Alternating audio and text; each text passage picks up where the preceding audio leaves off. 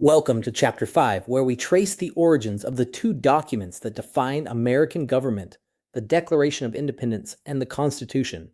And the first thing to understand is that American political culture wasn't invented from scratch. It grew out of two powerful traditions meeting and combining. The first was the English political and legal heritage the colonists carried across the Atlantic. America was bound to England economically through a mercantilist relationship. Colonies supplying raw materials denied access to wider trade, and that bred material grievances. But the political grievances mattered just as much. England had already had its own constitutional revolution.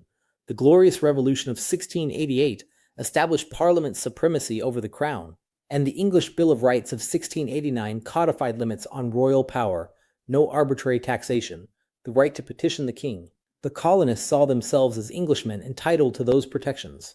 When the Crown systematically violated them in the 1760s and 70s, that's what finally drove them toward independence. But here was the colonists' problem.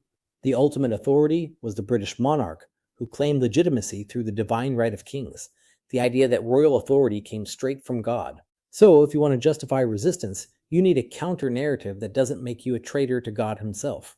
And that's where the second tradition came in, the Enlightenment, and above all, the philosophy of John Locke.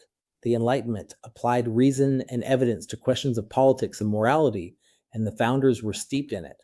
They cited Locke on natural rights, Montesquieu on liberty, and institutional design, Beccaria on criminal law, and many others. They were among the most intellectually sophisticated political actors of their age. At the foundation of this thinking was a crucial distinction between three kinds of law. Natural law, universal moral principles accessible to human reason, binding on everyone everywhere. Positive law, the specific laws a society creates through custom and legislation, and divine law, commandments God revealed through Scripture. For Locke, natural law was discoverable by reason alone and applied to all people.